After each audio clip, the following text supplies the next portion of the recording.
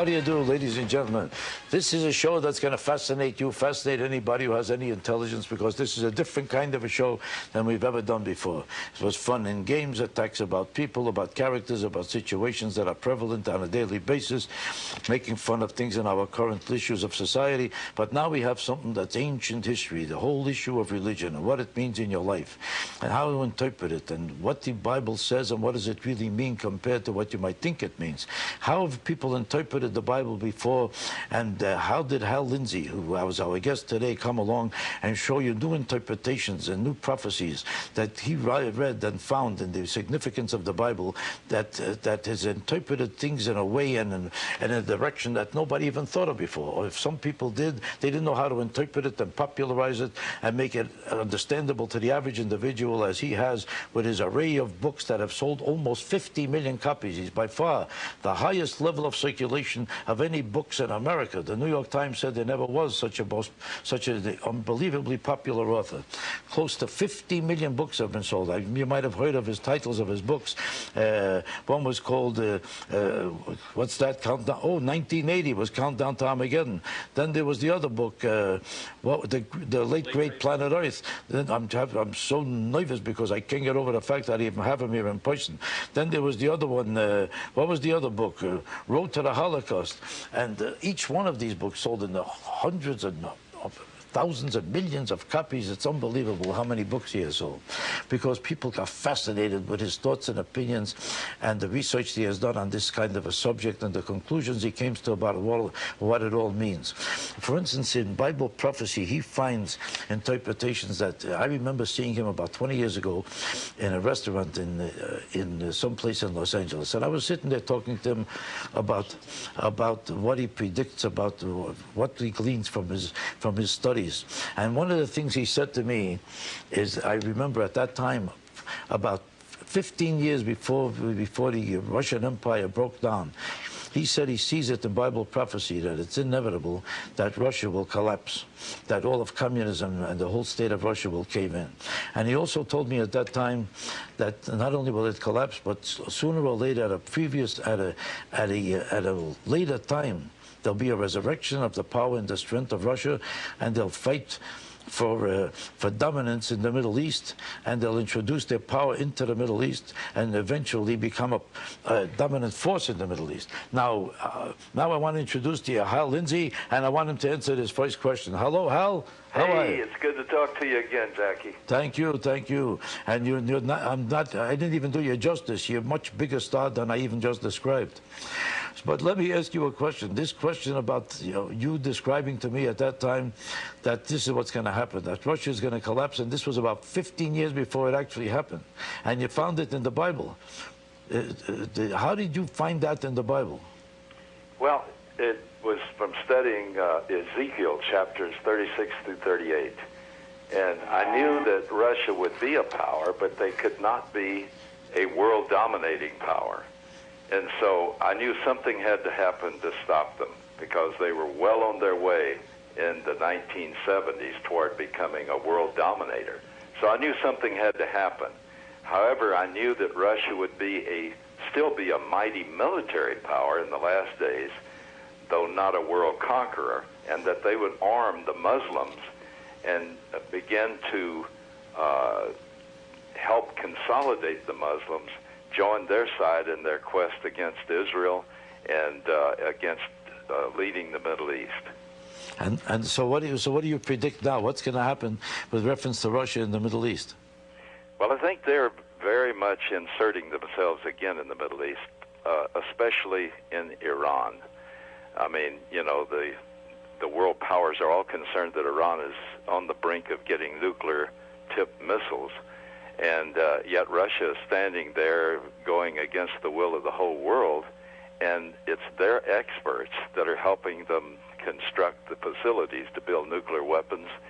And they've even got Spetsnaz, some of their special forces, guarding these many scattered nuclear facilities in Iran. And this just shows their commitment to be a power broker and a leader among the communist world. I think that's where they see their way of still remaining a voice in world power. So are you saying, therefore, that a war will sooner or later happen between us and Russia? Yes. You're predicting there'll be a war between us? It'll be a war not just with Russia? the United States, but that I believe that Russia will lead a confederacy of Muslim nations headed by Iran in an attack against Israel. And this is going to trigger a response from the West, which at that time will be led by the Roman leader of the revived Roman Empire and China. They will all launch a counterattack against the Russian-led Muslim offensive. And what do you think is going to be the outcome of this whole situation? Well, once Russia leads the Muslim consortium against Israel, this will escalate to draw the whole world eventually into a global war, and that is the war we call Armageddon. It'll be so great that only the Messiah's return will save the world from self-destruction. So you feel this is inevitable, that China, but right now, exactly the opposite is happening, because according to everything we read in the newspapers, China is going partners with Russia in all these new military testings and all military work together, that they're planning and plotting all this militarism together as a partnership. Now, do you think that this is the opposite of what you're saying, or is this part of what you're saying? Well, I believe that once the Chinese see the Russians making a play to control the oil reserves of the world, that China, which needs, China has just entered the world market for oil. That's the reason we're paying $3 a gallon for gasoline. Right. They have to have a clear channel of oil. And if they see Russia reaching with the Muslims in to control all the oil fields of the world, they're going to counterattack. So in other words, this illusion that most people here are believing is that the threat to the world right now is not from Russia, but from China. That's the way the world sees it. The greatest fear we have is the armament buildup of China, the new submarine fleets they're building and the new armaments they're building, and everybody is thinking there's an underground. Rumsfeld, yes, just a couple of days ago said that China is lying to us about their buildup, and they're building up a huge amount of armaments that they're not admitting to the world is even going on. In plain English, they're defrauding the world while they're creating a powerhouse of armaments. They're doing a similar thing that Japan did before World War II, only on a much grander scale. They are so why do you using their merchandise to get the money to build up ahead of us.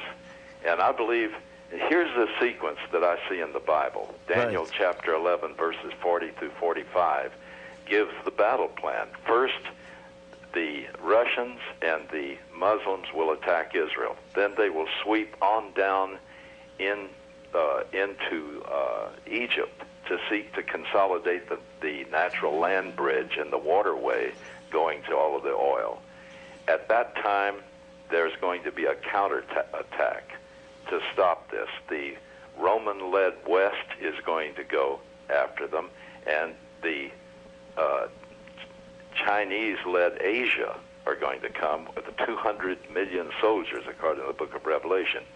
Now, they will destroy this consortium, and that leaves the West facing China, and the last part, and the most horrific part of the last war will be between the Chinese-led Asians and the Roman-led West. So that's when, according to the book of Revelation, blood will stand to the horse's bridle for the space of 200 miles. In other words, that will basically destroy the world as we know it. It would destroy, it will destroy the world as we know it, but it won't destroy the world, because the Messiah is going to return.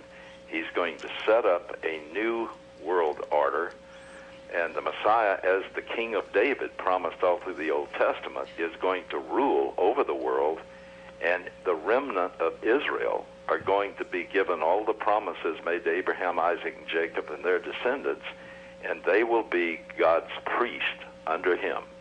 Wow. So the new world he's going to create. So a guy like me will be in good shape. In other words, I'll be doing good when this happens. If I just stay in good health and take my vitamins. Yeah, that's right. The Jews at that time are going to be partners with the Christians in ruling the world, and we'll be their priests. Yes, that's Is right. that it? So I'll be on top of the universe, and you'll be under me. Okay, let's. This is going to be a very interesting sort of questions I want to ask you, and we have a lot of callers who want to ask more questions. We're going to be right back with so much more we want to learn from you, and stay where you are, ladies and gentlemen.